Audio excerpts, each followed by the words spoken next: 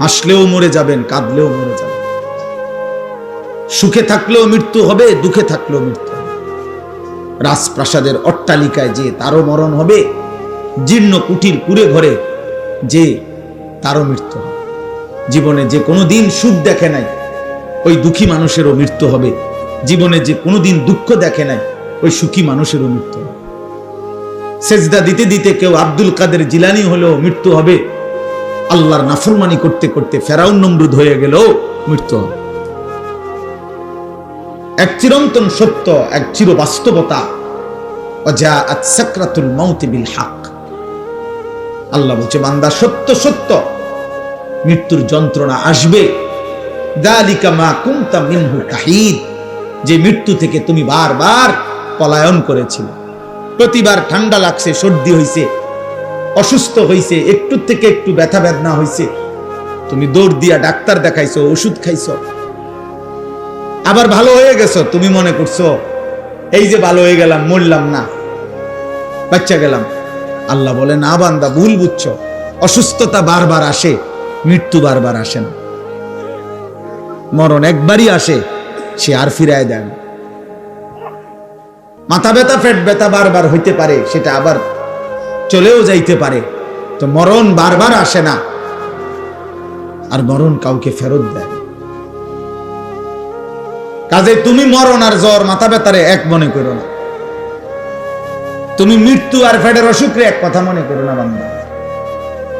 তুমি এক ভেবো না, বরং সত্য সত্যই মৃত্যু আসবে, মৃত্যুর যন্ত্রণা। এই জন্য প্রিয় ভাই আমার, বাপ আমার,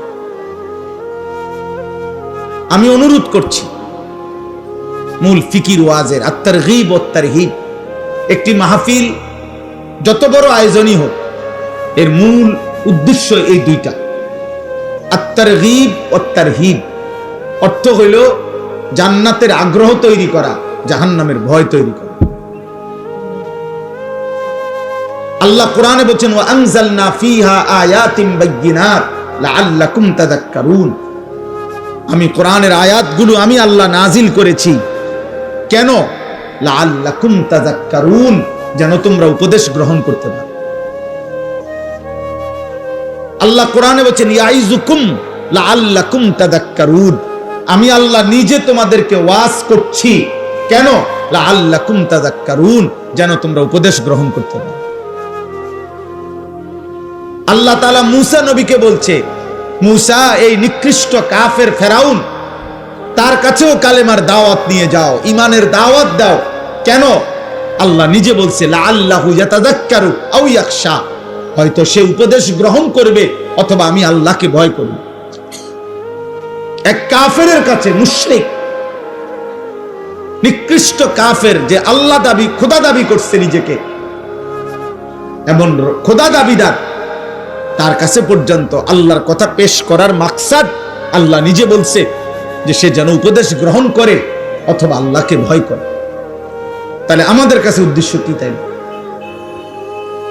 আমাদের কাছে উদ্দেশ্য কি? একটা প্রদর্শন, এটা দেখাই দিলাম আমরাও পারি, এটাই মাকসাদ। কথা বলেন না? লোক হইছে, একটা মাহফিলের পরে এতটুকুই শুধু আলোচনা হইল যে লোক হইছে। হ্যাঁ, তো লোক হইছে, তো এখন মাশাআল্লাহ অনেক লোক হইছে, এরপরে কি হইছে?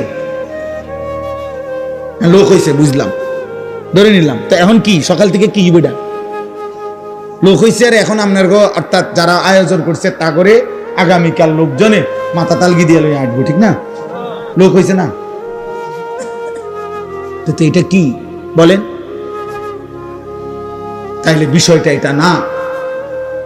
লোক কম না বেশি? আমি 4 জন মানুষের সামনে বয়ান করছি,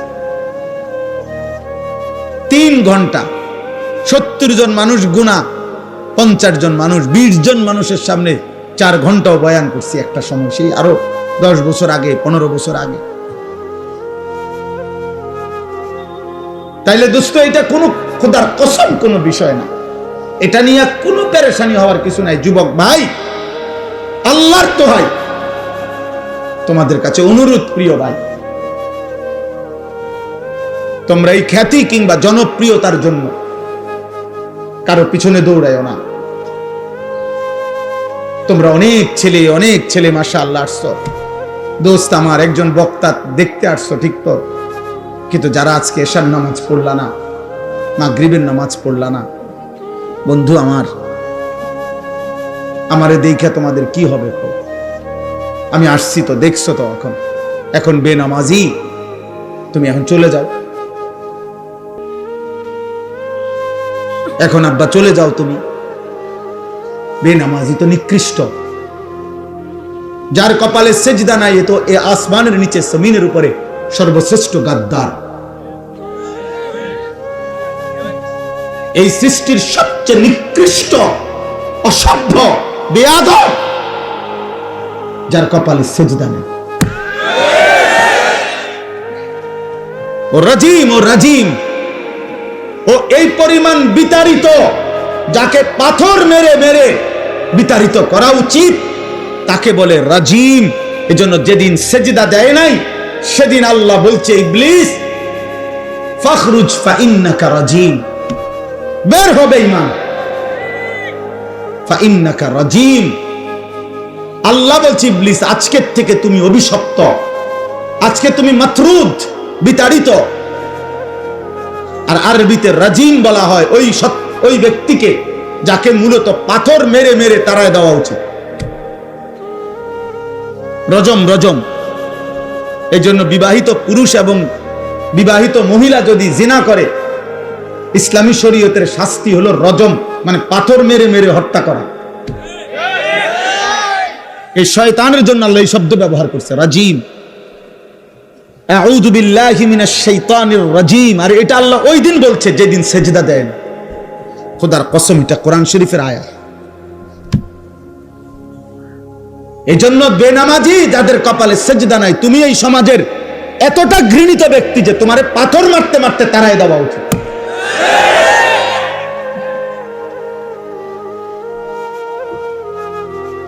তুমি এতটা ঘৃণিত, তুমি জমিনের এতটা ঘৃণিত ব্যক্তি। ওয়া ইন্না আলাইকা লা'নাতা ইলা ইয়াউমিদ্দিন। আল্লাহ বলছে, ইবলিস আজকের থেকে নিয়ে কিয়ামত পর্যন্ত তোর উপরে আমি আল্লাহর লানত। এই যেদিন সেজদা দেয় নাই সেদিন বলছে। প্রিয় ভাই মাওলানা গাজী ইয়াকুব উসমানী বলছে, দোস্ত ফজরের নামাজ পড়তে, আলহামদুলিল্লাহ সারা বাংলাদেশে আমরা এই মেহনত করি, ফজর ক্যাম্পেইন, ফজরের প্রচারণা। রাসূলুল্লাহ সাল্লাল্লাহু আলাইহি সাল্লাম বলছে, ফজরের নামাজ যে পড়ে না, নবী একাধিকবার বলছে, রাসূলুল্লাহ সাল্লাল্লাহু আলাইহি সাল্লামের একেবারে বুখারীর হাদিস, মুসলিম শরীফের হাদিস, সর্বাধিক বিশুদ্ধ কিতাবের হাদিস, নবীজি বলছেন, ফজরের নামাজ যে পড়ে না সে মুনাফিক, মুনাফিক, মুনাফিক, মুনাফিক, মুনাফিক। আর নবী যদি বলে তোমারে মুনাফিক, এবার হাসরের ময়দানে সুপারিশ তোমার কোন আব্বায় করবে তুমি ঠিক করে নাও। যিনি সুপারিশ করবে তিনি তো বলছে তোমারে মুনাফিক, আর তিনি মুনাফিকের জন্য সুপারিশ করবে না। এবার তোমার কোন আব্বায় তোমার জন্য সুপারিশ করবে, তুমি তোমার বাপের লগে কথা কইয়া রাখো, তুমি কথা বলে রাখো। হাউজে কাউসার তোমার কোন আব্বাই দিব, তোমার ওই আব্বার লগে তুমি কথা বলে রাখো। এজন্য নওজোয়ান, নিজের উপরে রহম করো, নিজের উপরে দয়া করো। গোটা পৃথিবী ভুলে গেলেও নিজেকে ভুলো না। সব ভুলে গেলে ভুলে গেলা, কিন্তু কমপক্ষে নিজের উপরে দয়া করো, কমপক্ষে নিজের উপরে দয়া করো। আমি অনুরোধ করলাম, আমি অনুরোধ করলাম, আমি অনুরোধ করছি, আমাদের সবার অতিরিক্ত বুদ্ধির কারণে মাহফিলের সময়টা একটু এলোমেলো হয়ে গেছে, যার কারণে আমি খুব লম্বা সময় কথা বলতে পারছি না। আন্তরিকভাবেই আমি দুঃখিত, কিন্তু আমার প্রথম কথা শেষ। আমি আর দ্বিতীয় কথা হলো আমার এই 4টা আয়াতের তর্জমা বলি। কিন্তু আমি সমস্ত ছেলে তোমাদেরকে বলি, বাপ আমার হাত জোড় করে অনুরোধ, তোমরা যারা এশার নামাজ সারাদিনে এক ওয়াক্ত নামাজ পড়ো না, একটা সেজদা দাও নাই, তুমি দয়া করে চলে গেলে ভালো ছিল। তুমি আল্লাহর দুশমন, তুমি রাসূলুল্লাহ সাল্লাল্লাহু আলাইহি সাল্লামের দুশমন, তুমি নবীর 23 বছরের কলিজা ছেঁড়া তায়েফের রক্তের দুশমন। তুমি নবীর তায়েফের রক্ত তোমার কলিজা গলাইতে পারে নাই। 14 দিন যে নবী পেটে পাথর বাঁধছিলেন ক্ষুধার কষ্টে, সেই পাথর বাঁধা ক্ষুধার কষ্ট তোমার দিল গলাইতে পারে নাই। তায়েফের দান দান শহীদ করা রক্ত তোমার মন নরম করতে পারে নাই। তোমার মতো গাদ্দার ছোটখাটো গাদ্দার না। তুমি জন্মের পর থেকে তোমরা যারা নামাজ পড়ো না, তোমরা শোনো নাই তোমার বাবা কাছে তুমি মুসলমান?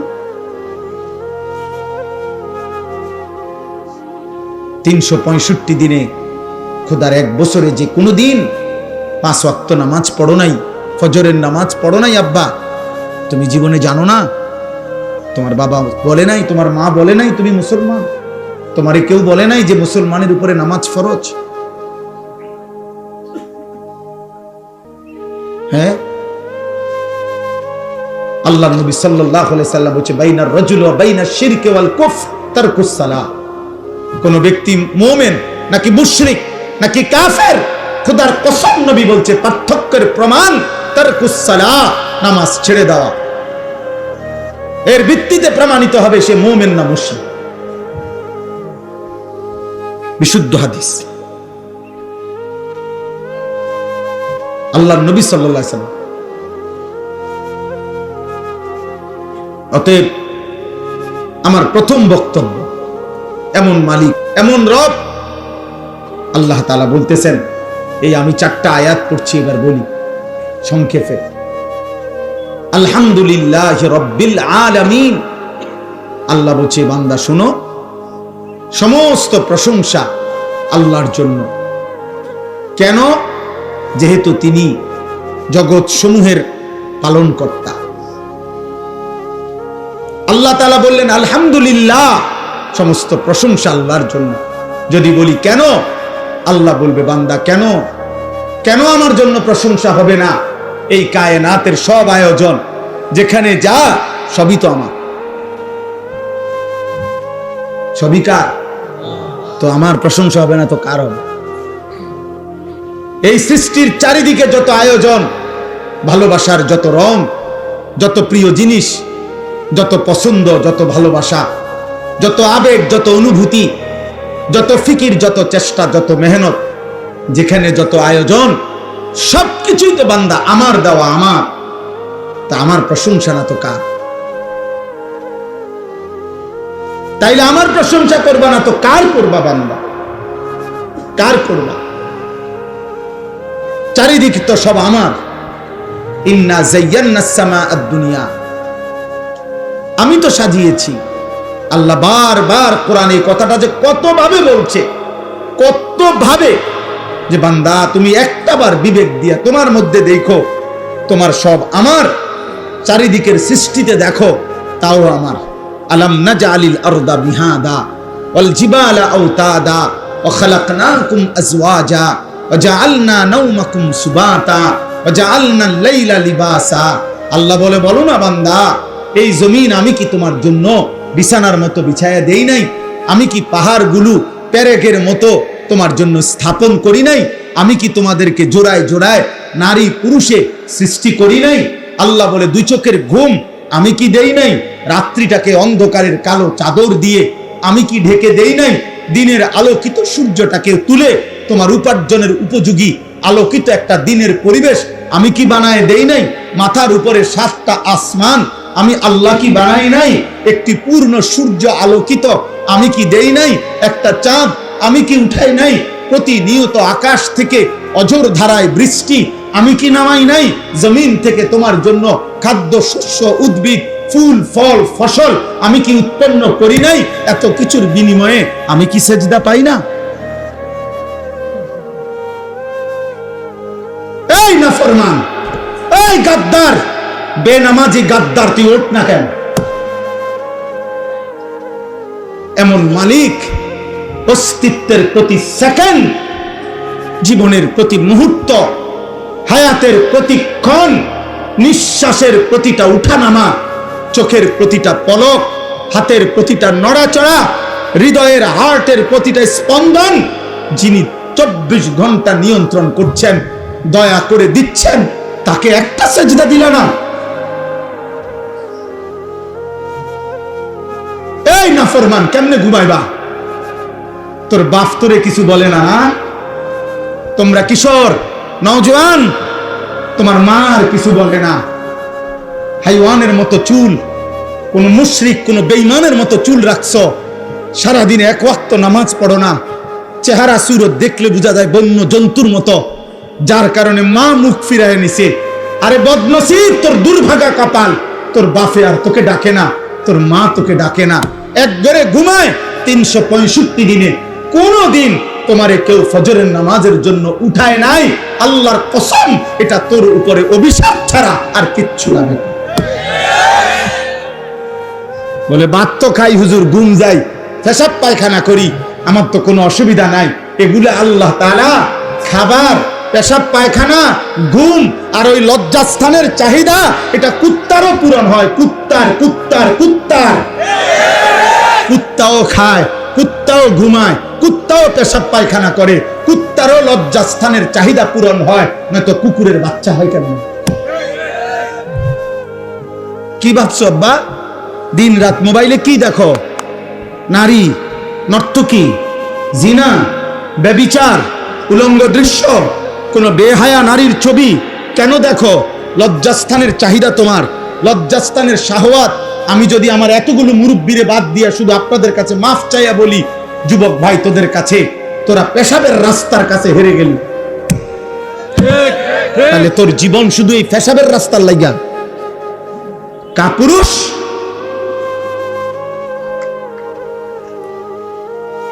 আর একটা মানুষের সৃষ্টি, এই মাথা, এই চোখ, এই চুল, এই চেহারা, এই হাত, এই নাক, এই দিল, এই দিমাগ, এই আসমান ও জমিন, এত কিছু দিয়ে আল্লাহ তাআলা সাজিয়েছেন শুধুমাত্র এই যৌন চাহিদার জন্য,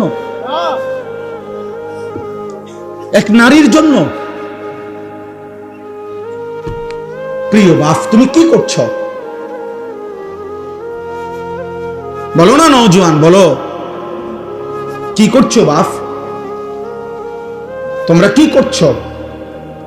কি শুরু করছো তোমরা? সুখ মিলবে না বাপ, খোদার কসম, গুনাহ সুখ দিবে না।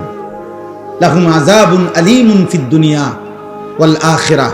কোরআন শরীফের সূরা নূরে 18 নম্বর পারায় স্পষ্ট আছে, আল্লাহ বলে যে সমাজ মুমিনদের, যাদের দ্বারা অশ্লীলতা, বেহায়াপনা, ফাহেশা, নারী পুরুষের অবাধ মেলামেশা, জিনা ব্যভিচারের অবাধ পরিবেশ, চরিত্রহীনতার অবাধ পরিবেশ চালু হয়, খোদার কসম আল্লাহ বলছে আমি তাদেরকে দুনিয়াতেও কঠিন আযাব দেব, আখিরাতেও কঠিন আযাব দেব।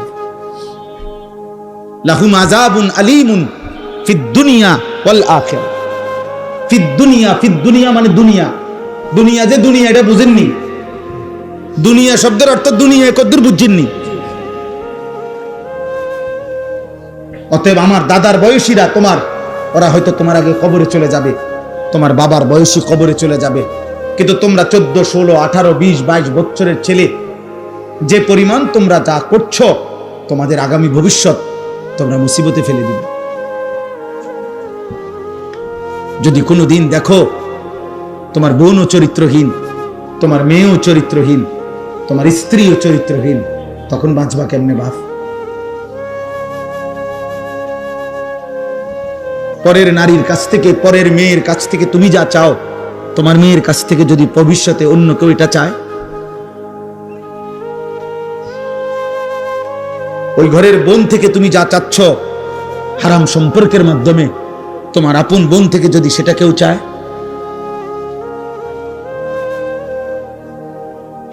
কথা বলে না, তো তুমি সেটা মেনে নিবে তো?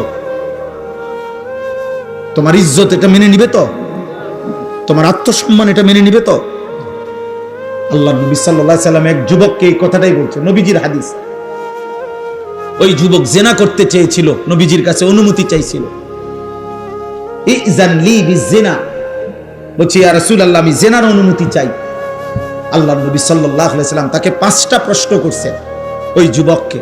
এই কিতাব আমার গাড়িতেও আছে, আরবি কিতাব। ওই যুবককে নবী বললেন, আমি তোমার কাছে জানতে চাই, আফা তুহিব্বুহু লি উম্মিক ওয়া ইবনাতিক ওয়া উখতিক ওয়া আম্মাতিক ওয়া খালাতিক। আমি সংক্ষেপে বললাম। নবীজি বললেন, যুবক তুমি কি চাও তোমার মায়ের সাথে কেউ জিনা করুক? যুবক বলছে, লা ইয়া রাসূলুল্লাহ, না। তোমার মেয়ের সাথে না, তোমার বোনের সাথে না, তোমার ফুফুর সাথে না, তোমার খালার সাথে না। আল্লাহর নবী বললেন, ওয়ালান নাসু লা ইউহিব্বুনাহু লিউম্মাহাতিহিম ওয়া বানাতিহিম ওয়া আখাওয়াতিহিম ওয়া আম্মাতিহিম ওয়া খালাতিহিম। তাহলে যুবক মনে রেখো, কোনো মানুষও চায় না তার মায়ের সাথে কেউ জিনা করুক, তার মেয়ের সাথে কেউ জিনা করুক, তার বোনের সাথে কেউ জিনা করুক, তার ফুফুর সাথে কেউ জিনা করুক, তার খালার সাথে জিনা করুক। তুমি যা চাও না অন্যরাও তা চায় না, তাহলে তুমি কিভাবে করবা? ওই যুবক তখন চোখের পানি ফেলে বলছে, ইয়া রাসূলুল্লাহ, আমি কসম করে তওবা করলাম, এমন নাফরমানি আমি আর কোনোদিন করব না। আল্লাহর নবী তখন কাছে টেনে তার বুকে হাত দিয়া ওই যুবকের জন্য নবী 3টা দোয়া করছে। আজকে কিশোর যুবক, তোমরাও যদি কেউ নিয়ত করো যে হারাম ছবি, হারাম নারী, হারাম দৃশ্য, হারাম বিবাহ বহির্ভূত কোনো মেয়ের সাথে কোনো সম্পর্ক করবা না, অশ্লীলতার বেহায়াপনা করবা না, তো আমি ইনশাআল্লাহ এই দোয়া তোমাদের জন্য করব। 30 বছরের নিচে, 30 বছরের নিচে যাদের বয়স, তোমরা হাত তোলো। দেখেন কি পরিমাণ।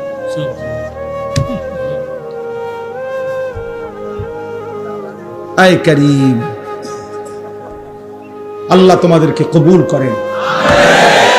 তো নবী সাল্লাল্লাহু আলাইহি সাল্লাম ওই যুবকের জন্য 3টা দোয়া করছেন। আল্লাহুম্মা গফির যামবাহু, আল্লাহ এই যুবকের গুনাহ মাফ করে দেন, আল্লাহ আমার এই নওজওয়ানদের গুনাহ মাফ করে দেন। তাহির কলবাহু, নবীজি ওই যুবকের জন্য দোয়া করছেন, আল্লাহ আপনি তার দিল পবিত্র করে দেন। আয় করিম, আপনি আমার এই সন্তানদের দিলও পবিত্র করে দেন। ওয়া হাসিন ফারজাহু, নবী 3য় দোয়া করছেন, আল্লাহ এই যুবকের লজ্জাস্থানকেও পবিত্র করে দেন। আমি যে যুবক দোয়া করি, আল্লাহ আমার এই নওজওয়ানদের লজ্জাস্থানকেও পবিত্র রাখেন। আল্লাহ কবুল করেন। আমার ভাই, আলহামদুলিল্লাহ, আল্লাহ বলছেন, বান্দা প্রশংসা আমার। চারিদিকের যে কোনো আয়োজন, তুমি যেখানেই তাকাবা, আমার কথা যেন তোমার মনে পড়ে যে আমার রব দিয়েছেন। जिधर देखता हो तू ही तो, হাজার মে সাজার মে তেরে রঙ্গ বু হে। গাছে দেখো, পাথরে দেখো, যেদিকেই দেখো, আউলিয়া কেরাম বুজুর্গানে দিন বলতেন, আল্লাহ আপনারই রং দেখি, আপনারই গ্রাম শুনি, আপনারই কুদরত দেখি। মাওলা সব কার? আল্লাহ, সব আল্লাহ। আলহামদুলিল্লাহ রব্বিল আলামিন। আল্লাহ বলেন, আমি শুধু সৃষ্টিকর্তা না, আমি রব। আল্লাহ শুধু সৃষ্টিকর্তা না, রব। রব রব মানে কি? পালন কর্তা। পালন কর্তা মানে কি? তাফসীরের মধ্যে আছে, তাবলীগুশ শাইই ইলা কামালিহি শাইআন ফাশাইআন। অর্থ হলো কোন জিনিস অনস্তিত্ব থেকে অস্তিত্বে এনে, অস্তিত্বের প্রথম মুহূর্ত থেকে পূর্ণতার শেষ সেকেন্ড পর্যন্ত যিনি ওই সৃষ্টির যাবতীয় 24 ঘন্টা প্রতি মুহূর্তে যখন যা যতটুকু প্রয়োজন, সে বলুক বা না বলুক, চাক বা না চাক, জানুক বা না জানুক, দিতে থাকেন, তিনি হইল রব। এখন আমরা এই পৃথিবীতে একসময় ছিলাম না, আমাদেরকে এই পৃথিবীর অস্তিত্বে, এই সৃষ্টির জগতে এনেছেন কে? এরপরে মায়ের পেট থেকে যখন আমরা বের হলাম, এরপরে আল্লাহ তাআলা আমাদের লালন পালনের দায়িত্ব নিছেন কোন বছর থেকে? 4 বছর থেকে, 2 বছর বয়স থেকে। কখন থেকে? অস্তিত্বের প্রথম মুহূর্ত থেকে। অস্তিত্বের কোন দিন থেকে? প্রথম মুহূর্ত থেকে। প্রথম মুহূর্ত থেকে, জন্ম থেকেও না, তারও আগ। মায়ের পেটে দায়িত্ব ছিল কার? মায়ের পেটের আগে বাবার বীর্যে যখন ছিল তখন দায়িত্ব ছিল কার? মায়ের জরায়ুতে পৌঁছাইছেন তখন দায়িত্ব ছিল কার? 9 মাস ধীরে ধীরে নিজের হাতে সৃষ্টি করেছেন তখন দায়িত্ব ছিল কার? মাটির অস্তিত্বের মধ্যে আমরা ছিলাম, মাটি থেকে আমাদেরকে সৃষ্টি করেছে, তো মাটির অস্তিত্বে আমাদেরকে সংরক্ষণ করেছেন, তখন দায়িত্ব ছিল কার? আল্লাহর। আল্লাহ বলেন, আমি প্রতি সেকেন্ড প্রতি মুহূর্তে আমি আল্লাহ লালন করছি, পালন করছি। এজন্য আমি রব। তুমি বান্দা জানো না কখন তোমার কি লাগবে। রোদ, বৃষ্টি, আলো, বাতাস, রাত, দিন, সকাল, দুপুর, ঠান্ডা, গরম, সুস্থতা, স্বাস্থ্য, যৌবন, শিশু, বৃদ্ধ, হাসি, কান্না, আনন্দ, বেদনা, আহার, নিদ্রা, সব আমি দিছি। সব সব সব সব সব। অতএব এত কিছুর বিনিময়ে যদি আমি আল্লাহ আমার নামটা তোমার জবানে না শুনি, আমার সেজদাটা যদি আমি না পাই, এর চাইতে বড় অকৃতজ্ঞতা, এর চাইতে বড় সীমা লঙ্ঘন, এর চাইতে বড় গাদ্দারি আর কি হইতো? বলো না বাপ, এর চাইতে বড় গাদ্দারি আর কি হইতে পারে? অতএব দয়া করে আমি এই প্রথম অনুরোধ করলাম, আমাদের প্রত্যেকের জবানে কৃতজ্ঞতার এই দুই জিনিস, এক নাম্বার হলো জবানে আলহামদুলিল্লাহ, আর দুই নাম্বার সারা দেহে সেজদা মানে নামাজ। এটা কৃতজ্ঞতার সর্বশ্রেষ্ঠ মাধ্যম। এক নাম্বার হলো আলহামদুলিল্লাহ, এক নাম্বার কি? জবানে বলা। জবানে আমাদের প্রতি মুহূর্তে বারবার এই জবানে বলা উচিত আলহামদুলিল্লাহ। যখনই আমাদের জীবনের যেই কোনো প্রয়োজন পূরণ হয়, তখনই আমাদের বলা উচিত আলহামদুলিল্লাহ, আলহামদুলিল্লাহ। প্রতিবার খাবারের পরে বলা উচিত আলহামদুলিল্লাহ। প্রতিবার ঘুম থেকে জেগে বলা উচিত আলহামদুলিল্লাহ। প্রতিবার বাথরুমের প্রয়োজন সেরে বের হয়ে বলা উচিত আলহামদুলিল্লাহ। অর্থাৎ রবের প্রশংসা, রবের প্রশংসা। আল্লাহ আপনি দিছেন, আপনি দিছেন, আপনি দিছেন, আপনার শুকর, আপনার শুকর, আপনার শুকর। এজন্য দোস্ত, প্রত্যেকটা বাবা ছেলে সবার কাছে অনুরোধ, ভাইয়া আমরা আল্লাহ তাআলার প্রশংসার এই বাক্য বেশি বেশি বলার চেষ্টা করব ইনশাআল্লাহ। সবাই আমরা বলি আলহামদুলিল্লাহ। আবার বলেন আলহামদুলিল্লাহ, আবার বলেন আলহামদুলিল্লাহ। সবাই কেমন আছেন? শরীর স্বাস্থ্য কেমন? ঘর পরিবার কেমন? আয় রোজগার কেমন? বাবা মা কেমন? ভাই বোন কেমন? জীবন চলছে কেমন? রাত কাটে কেমন? দিন কাটে কেমন? আলহামদুলিল্লাহ। আল্লাহর প্রশংসা, আল্লাহর প্রশংসা। এবার আল্লাহ বলেন আর রহমানির রহিম। আল্লাহ তাআলা বলছেন, বান্দা এই যে গোটা জগৎ, এই বিশাল কায়নাত আমি যে পরিচালনা করি, তোমাদের সকলকে আমি লালন পালন করি, এটা কারো পক্ষ থেকে আমার উপরে কোনো দায়িত্ব না, কারো পক্ষ থেকে আমার উপরে কোনো চাপ না। কেউ আমারে বাধ্য করে নাই, আমারে কেউ দায়িত্ব দেয় নাই, কেউ আমারে জবরদস্তি করার মতো অধিকার নাই। আর রহমানির রহিম, আমি ভীষণ দয়ালু, আমি সীমাহীন দয়াবান, আমি অপরিসীম করুণাময়। আমার দয়ায়, আমার মায়ায়, আমার রহমতের দরিয়া থেকে আমি তোমাদেরকে লালন করছি। এবার 3 নম্বরে আল্লাহ তাআলা বললেন, বান্দা এই কথাটা গুরুত্বপূর্ণ। আল্লাহ বলতেছে, বান্দা আমার ভীষণ দয়া তুমি দেখছো কি, যে আমি ডাকলেও খাওয়াই, না ডাকলেও খাওয়াই, সেজদা দিলেও খাওয়াই, সেজদা না দিলেও খাওয়াই, ঈমান আনলেও খাওয়াই, ঈমান না আনলেও খাওয়াই, মুমিন, মুশরিক, মুরতাদ, কাফের, হ্যাঁ সমস্ত মানুষ, পশু, জন্তু, জানোয়ার সকলকে আমি আল্লাহ লালন পালন করছি। এটা আমার রহমতের কারণে, এটা আমার রহমতের কারণে।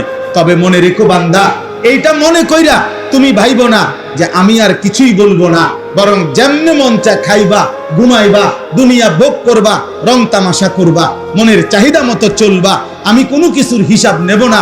না না, মালিকি ইয়াউমিদ্দিন, আজ দুনিয়ায় আমি রহমতের কারণে যা দিলাম, অচিরেই আখিরাতের দিন আমি তার হিসাব নেব। আমি বাদশাহ, আমি মালিক, আমি রাজাধিরাজ, আমি জব্বার, আমি কাহ্হার, আমি আজিজ, আমি জুনতিকাম। অতএব তুমি এদিক সেদিক যাইও না, এদিক সেদিক যাইও না বান্দা, তুমি আমার কাছে থাকো, আমার হুকুমে থাকো। আজ দুনিয়ায় রহমতের কারণে আমি যা দিলাম, আগামী দিনে আখিরাতে আমি তা হিসাব নেব। এজন্য বন্ধু, একটা নিঃশ্বাস, এক ঢোক পানি, এক লোকমা খাবার, চোখের একটা পলক, খেজুরের একটা দানা, খাবারের একটা অংশ, একটা বুট, একটা সামান্য কিছু জাররা, আল্লাহ তার হিসাবও নেবেন। নবীজি সাল্লাল্লাহু আলাইহি সাল্লাম একদিন হযরত ওমরকে 3 দিন ক্ষুধার্ত থাকার পরে ওমর রাদিয়াল্লাহু তাআলা আনহু 2টা খেজুর আর 1 ঢোক পানি পান করছেন। নবীজি বললেন, ওয়াল্লাহি লা তুসআলু আন হাযান নাঈম। ওমর, আল্লাহর কসম, এই নিয়ামত, এই 2টা খেজুর আর 1 ঢোক পানি, এটাও কিয়ামতের দিন তুমি আল্লাহর কাছে জবাবদিহি করতে হবে। আল্লাহর এই নিয়ামতের কি শুকর আদায় করবে? অতএব মালিকি ইয়াউমিদ্দিন, অতএব বন্ধু, আজ আল্লাহ তোমাদের অনেক যুবক, তোমরা ভাবছো কেউ কিছু বলে না, কেউ বাধা দেয় না, আমার মন মতো খাই, ঘুমাই, গুনাহ করছি, নাফরমানি করছি, গান বাজাই, বাদ্য বাজাই, নারী দেখি, ছবি দেখি, মোটর সাইকেলে ঘুরি, অসৎ বন্ধুদের আড্ডায় পড়ে থাকি সারাদিন। তুমি মনে করছো কেউ তোমারে কিছু বলে না? না আব্বা, হাত জোড় করে বলি, ওই রব ছাড়বে না। মা ছেড়ে দিছে, বাবা ছেড়ে দিছে, এই সমাজ ছেড়ে দিছে, এই দেশ ছেড়ে দিতে পারে, কিন্তু ওই আসমানওয়ালা মালিক বলছে আমি ছাড়বো না বান্দা, আমার একটা একটা জাররা জাররা নিঃশ্বাসের হিসাবও আমি নেব। অতএব সর্বশেষ কথা হলো ইয়াকা না'বুদু ওয়া ইয়াকা নাস্তাঈন। আল্লাহ তাআলা বলছে, অতএব বান্দা যদি বুঝে থাকো আজ দুনিয়া আমি দিলাম, আগামী দিনে এই দুনিয়ার হিসাব আমি আখিরাতে নেব, অতএব 2 কথার দ্বারা তোমার দিল থেকে বা তোমার বলা উচিত ইয়াকা না'বুদু, যে আল্লাহ, অতএব যেহেতু আপনি দিছেন সব, আবার আপনি হিসাবও নেবেন সব, কাজেই অন্যদিকে ঘুরে ফিরা লাভ নাই। আমি স্বীকৃতি দিলাম আমি আপনার গোলামি করব। কার গোলামি? আল্লাহর ইবাদত।